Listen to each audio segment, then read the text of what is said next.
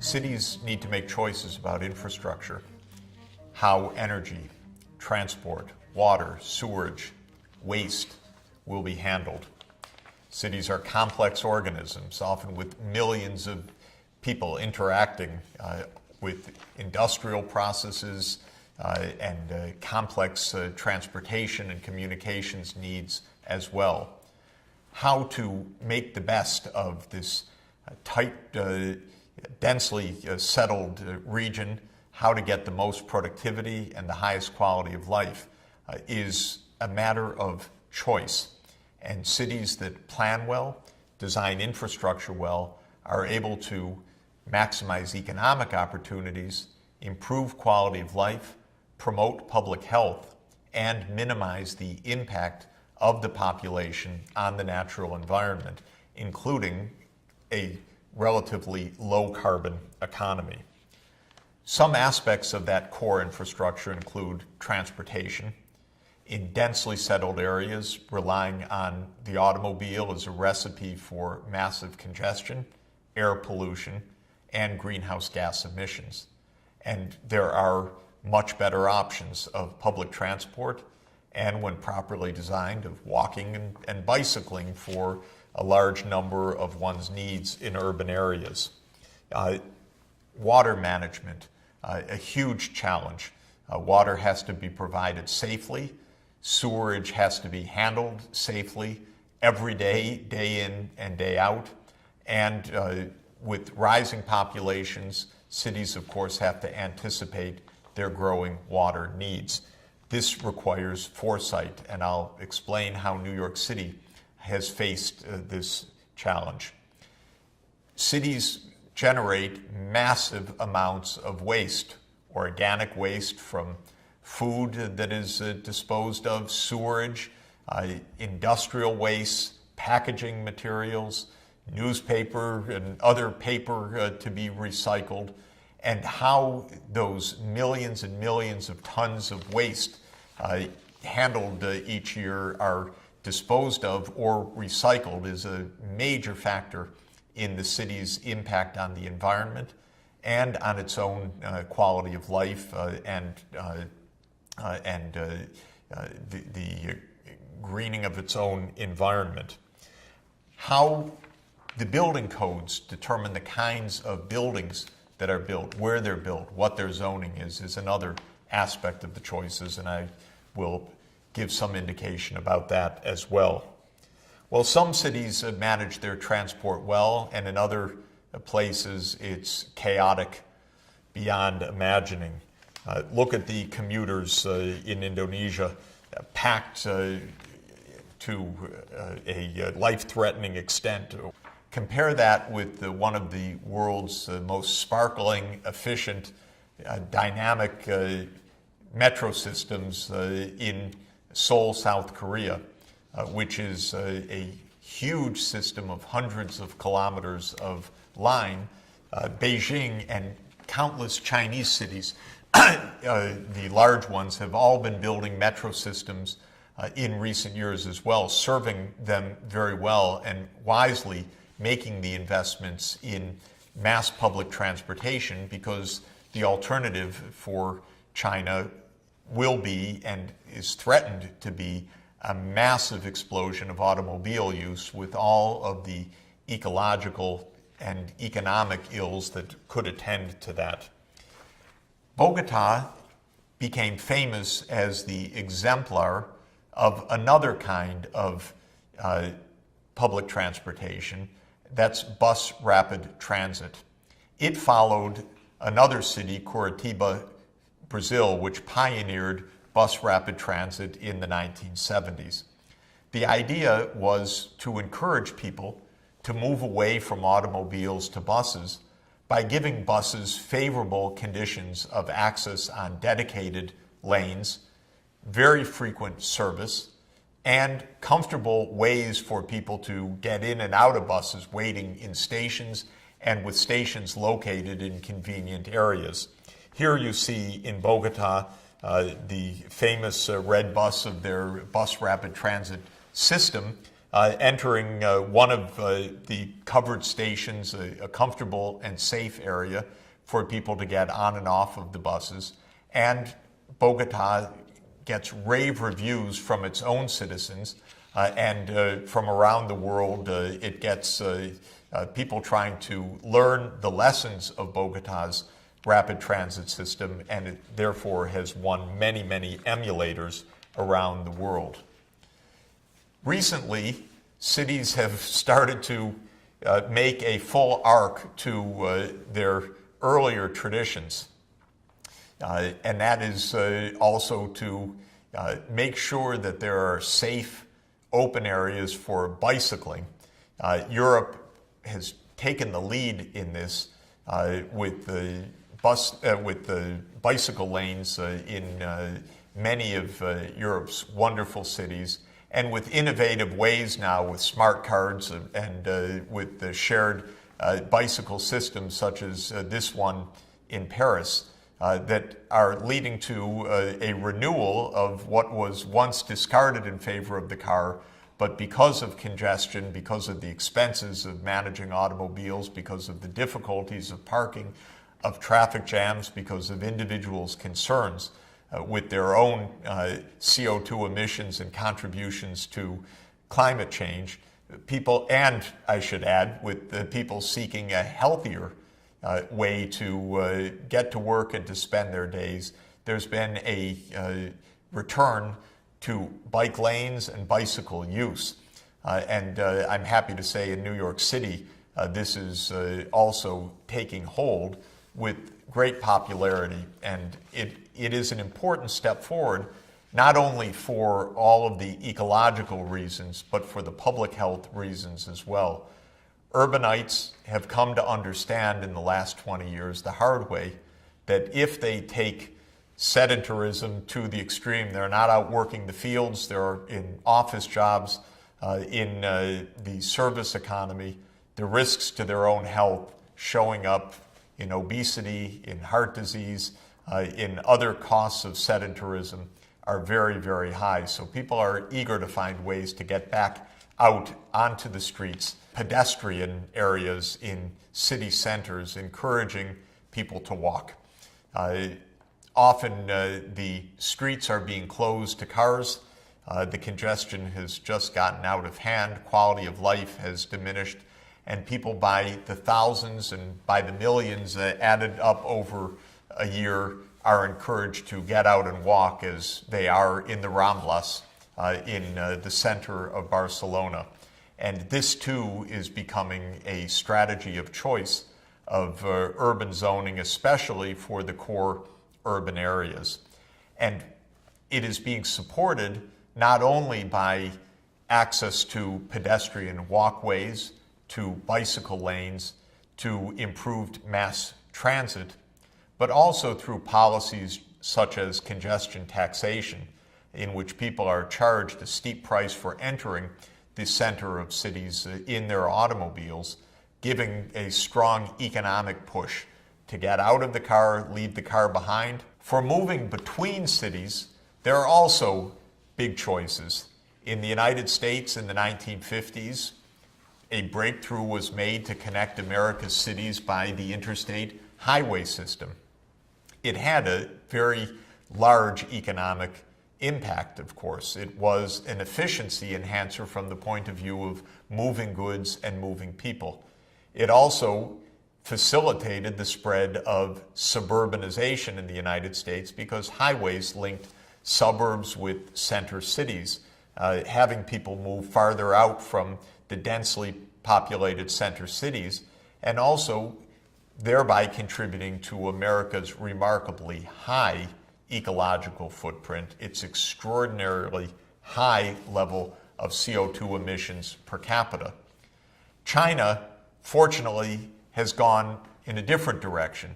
Rather than encouraging people to move between China's cities, and China has the world's largest network of large cities of more than 1 million people, it has built and continues to build tens of thousands of kilometers of fast rail to connect China's cities.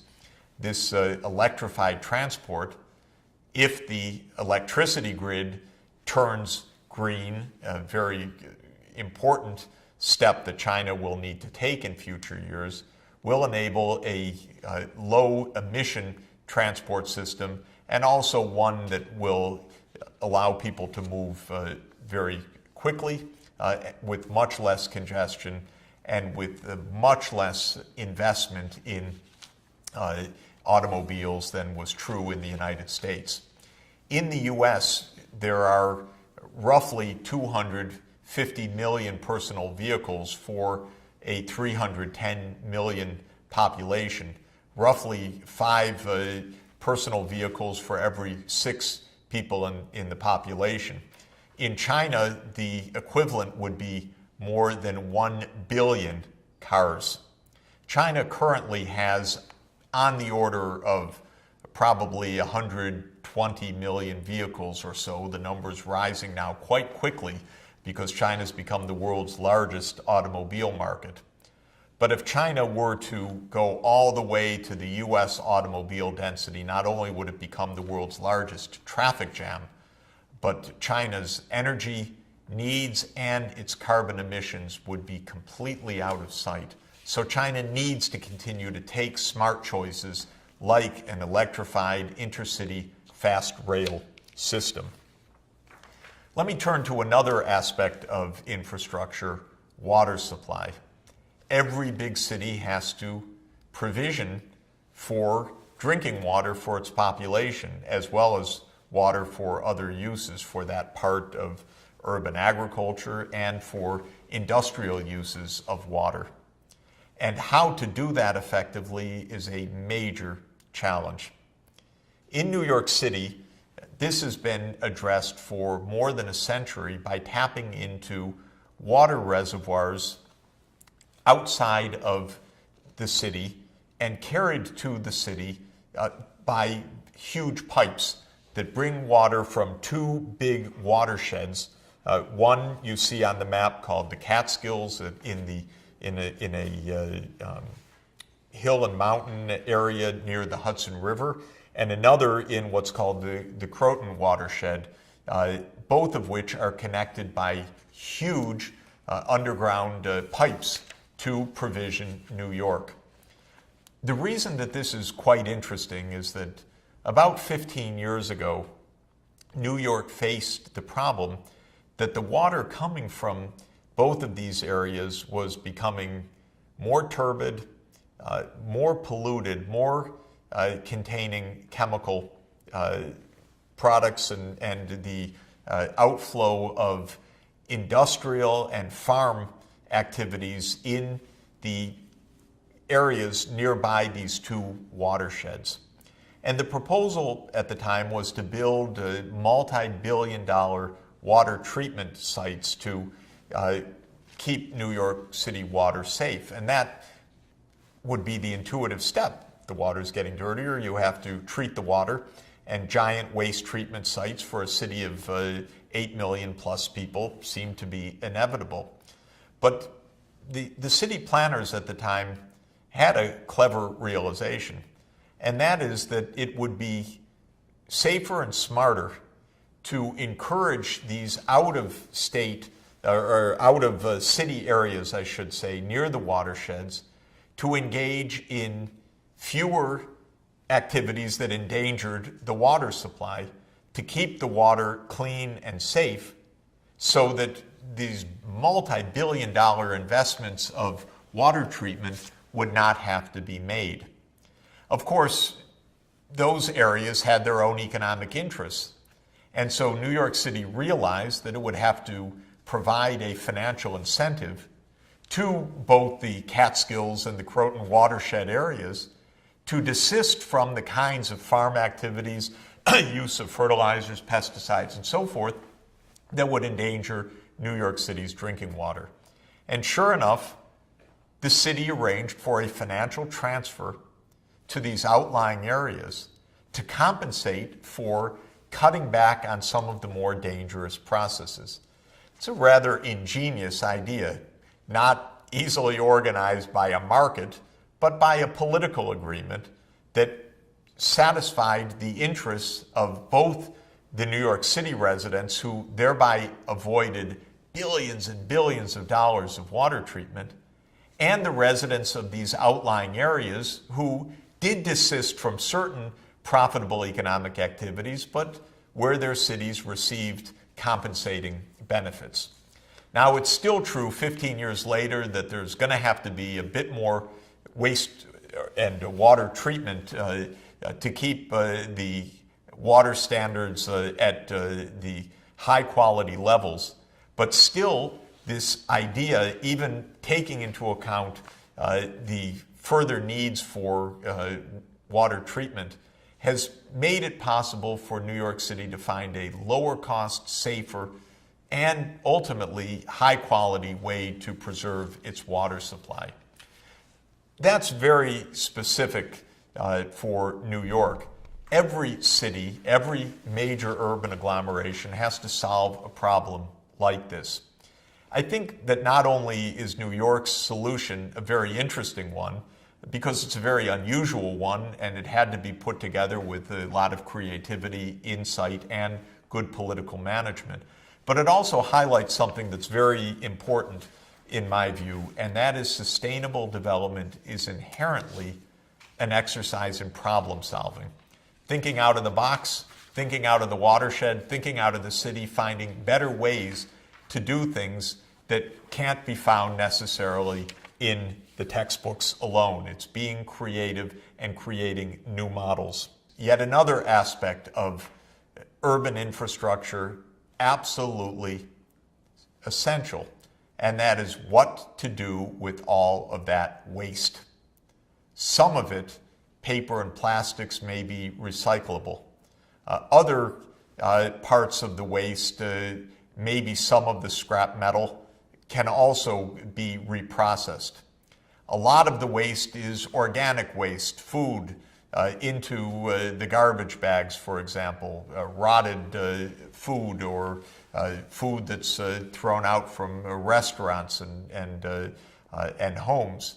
How to handle all of this waste. Again, the usual way in the past was truly to regard it as waste and stick it someplace, especially in landfills. And many large cities around the world built massive, massive human waste dumps that were fetid eyesores, nose sores, actually carriers of pollution, and sites of massive greenhouse gas emissions, because these landfills emit methane, among other gases, and methane is one of the most potent of the greenhouse gases. Engineers came to understand much better that simply filling the land with this kind of waste was terribly unwise, dangerous for the land, dangerous for the water supply, dangerous for the air around it, dangerous for the residents living nearby, dangerous for greenhouse gas emissions, and a huge waste, because a lot of what was going into the landfills could be inputs for recycling, for industrial processes, even for the generation of energy. So in the last 20 years, cities have experimented with many different kinds of recycling programs and with various kinds of innovative waste-to-energy facilities. In Western Europe, Denmark, among other places, has been a leader also in waste-to-energy, in using various kinds of waste gas for power generation, and not only for power, but for this idea that the electricity goes out into the grid and the heat exhaust from combustion, rather than simply going into the atmosphere, is itself collected and, in the case of Denmark, pumped to urban settlement areas to heat water for homes, as well as to heat the homes themselves during the wintertime. In general, we're going to see a lot of smartening up of structures, buildings, recycling, and of the power grid itself. The concept that many cities around the world are now adopting in a general term that will be gaining more and more specificity and examples in the coming years is an urban smart grid. That urban smart grid may mean a smart interconnection of mobility, of public transportation, individual electric vehicles, the power grid, the household electricity use, the interconnections with the waste processing of the cities through cogeneration or use of waste gas for electricity generation. One of the characteristics of the smart grid is the use of information technologies as a breakthrough in a way to be far more efficient also in the energy use. Sensors, microsensors in housing, in appliances, in automobiles, will allow an interconnected power grid directly communicating with households and with businesses to economize on energy use, to send signals of when an extra power load is going to be needed, and to allow off-grid, decentralized power sources to smartly connect with the grid, whether it's solar panels or other kinds of distributed power generation that right now stands alone, but that will be connected in a smart way through a metered system to an integrated smart grid for the city. Finally, let me mention that as part of this smart infrastructure is smarter and smarter building codes. Buildings can be built to be efficient if they are properly engineered for proper insulation, proper location with regard to sunshine, with natural ventilation rather than ventilation driven by heating and air conditioning, with recycling of water within the facilities themselves, even with cogeneration facilities dedicated to a smart building like the Bank of America Tower in my own city of New York, a skyscraper that meets the ultimate platinum LEED standard, which is the standard for evaluating the ecological impact of buildings. One of the smart things that this very smart Bank of America Tower does is that it has a cogeneration facility for its own power needs and using the heat from that for the hot water and for the ventilation in the building itself. All of this shows technological innovation at play: information systems, smarter transport, smarter ways to recycle materials to close the loop so that cities can achieve what is within their potential. Very high quality of life, an interconnected grid for transport, for power, for water, for sewerage, and in a way with a very low and falling ecological footprint.